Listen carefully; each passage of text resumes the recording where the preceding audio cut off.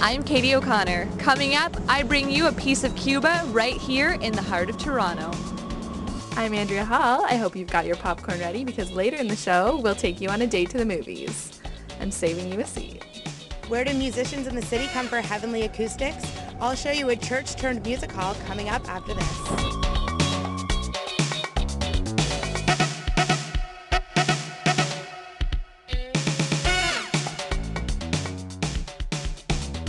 Hello, and welcome to a special edition of Humber News. Today we explore Toronto's hidden gems, exposing some of the unique experiences, places, and art in our city. I'm Alisha Parchment. Thanks for joining us. And I'm Phillip Maciel. Later in the show, we'll paint you a picture of the debate over street art and visit Canada's first urban wilderness park. We'll also take you to the formerly down-and-out Junction neighborhood and to a Toronto island that is said to have one of the city's best beaches. But first, Phillip explores one of the city's truly one-of-a-kind dining experiences. Toronto is one of the world's most multicultural cities and offers cuisine from practically every ethnicity and country. In this restaurant, though, it's not what you eat, but how you eat it. Blink and you might miss it. It's the only restaurant of its kind in Toronto. Tucked away on the corner of Church and Charles, you'll see a steep set of stairs leading into a basement. That's Au Noir, one of Toronto's truly hidden gems. This unique restaurant opened its doors in Toronto in 2009. What makes Au Noir so special? Guests will be eating their entire meal in complete and total darkness. You heard me correctly. And who better to serve you in the dark? All the servers are legally blind or vision impaired. So that is a very nice socially conscious concept or practice that I'm really happy to support. And it's blind servers like Victor who are grateful for the opportunity Au Noir provides them. I never thought I'd be a waiter in my life, so I was nervous. At the beginning it was really nerve-wracking. My stomach was aching every night, but after a week or two I started to enjoy. Guests choose their meals in the lobby before diving into darkness with surprise dishes as an option. I'm too nervous to do that. I wish I wasn't. I like to know, at least if I can't see something, what it is. Although it might test the nerves, others think the surprise dishes add to the one-of-a-kind experience that Au Noir offers to its guests. I'm totally doing it. Okay. I'm living large today. The whole idea of heightening your other senses because you can't see. So this is your first time doing this. Are you nervous? I'm really excited. I love food, so it'll be interesting to try it in a different way. Before going in, all cell phones need to be off. Your hand goes on your server's shoulder and you follow them into the pitch black dining room. And then you're blind. For roughly 2 hours you're experiencing what it's like living blind. You might not know where your wine glass is, and you might even use your fingers to eat, but it's all part of the adventure. This is the experience every diner here at Au Noir can look forward to. It's unusual, a little out of the ordinary, but a whole lot of fun, and it brings attention to something some people may not necessarily see. And it looks like it's my turn to experience what Toronto's hidden gem of a restaurant has to offer. Phillip Maciel, Humber News. All right, Victor, let's go. Okay, if you can put your left hand on the left shoulder and make a line, please. I'll be leading you in single file. We have one more identical door. There you go. Phil, you mentioned in your piece that when you're in complete darkness, your sense of sight is totally gone. Did you find that your sense of smell and taste were heightened? You know, I did. At first, it's a little startling, so you're not really thinking about it, but once you've sat down and you've processed the fact that you can no longer see, at least for the next 2 hours, you start tasting the food, and the smallest things start, tasting so much better. You can taste the black pepper on your steak, or you can, simple things like mashed potatoes or green beans are like, wow, this is fantastic. And I know you went as well. You experienced it. I know. When I went with my friends, we went in the last summer, and it was just crazy because you're in the complete darkness, and your sense of sound was just so strange. You were yelling at each other across from the table. You're so used to seeing somebody, and then once you can't see them anymore. They felt so far away. Exactly. Anyways, moving now from dinner to your after-dinner experience. The Cuban cigar has always been an icon in popular culture, but you don't have to go to Cuba to get one. Katie O'Connor visited a family-run business that makes their own stogies here in Toronto, serving everyone from the movie business to people like you. For Cuban cigars? A back alley in Toronto is probably the last place you'd look.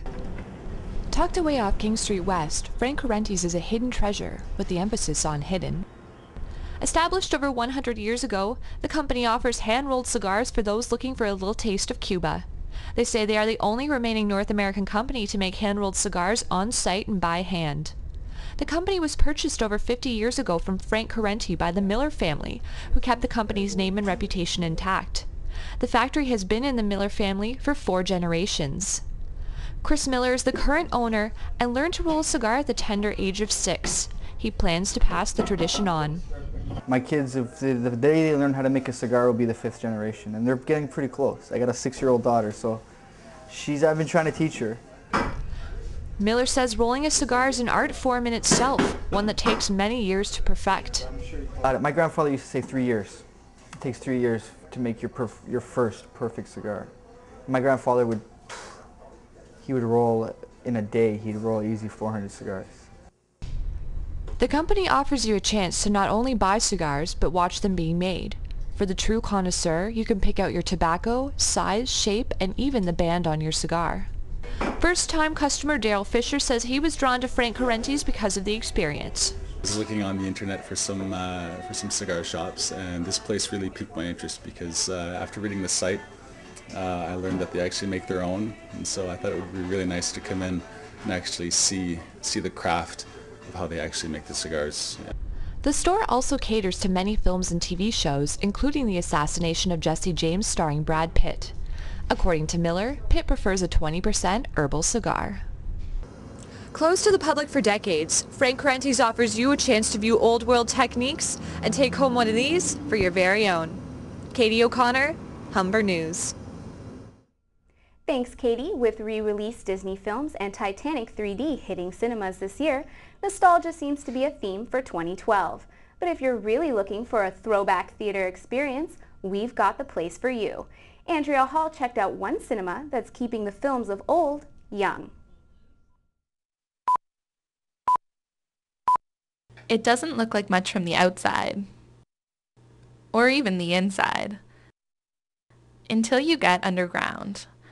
The Toronto Underground Cinema isn't easy to find, but its Director of Operations, Nigel Agnew, says that's part of the theater's appeal. A large part of our basis are repeat customers, simply because, once you kind of find the place, you want to return to it. It feels kind of hidden, so people get, personal attachments and things they kind of feel like they only know about. The Toronto Underground Cinema is only the latest incarnation of the theater. It's been through several transformations, and relics of its past remain. This newest stage began almost 2 years ago under the direction of Agnew and his partners Alex Woodside and Charlie Lawton.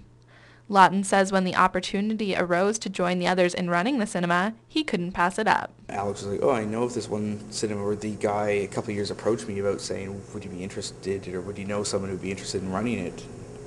I was just like, why would you pass it up? Like, idiot! Lawton says the theater's dedication to traditional methods of cinema really sets it apart. They still use 35mm film whenever possible, as opposed to digital formats used by the big chains. But Woodside says their real value comes from that enthusiasm for film. This place is run by passion, by passionate people, and it needs that to survive. And and I think that's a really important element to any kind of community, is to have businesses that are run on sheer passion, right? And that's what any local business is usually. The Underground operates solely as an event cinema, no second-run films. Filmmaker Kevin Smith is one of several celebrities who've come in for a talk. Robert Englund, famous for his role as Freddy Krueger, also made a cameo appearance. April is a slow month for the Toronto Underground Cinema, but things will pick up in May. Lawton says there are several events planned, including a free double bill on May 18th to mark the cinema's 2nd anniversary. One of the 2 films played will be Clue, which is also the first film the theater ever showed. The other film is yet to be determined. Andrea Hall, Humber News. Thanks, Andrea. When we come back, we'll have a story about a special place for Toronto musicians and explore the beauty and the battles of the city's graffiti artists.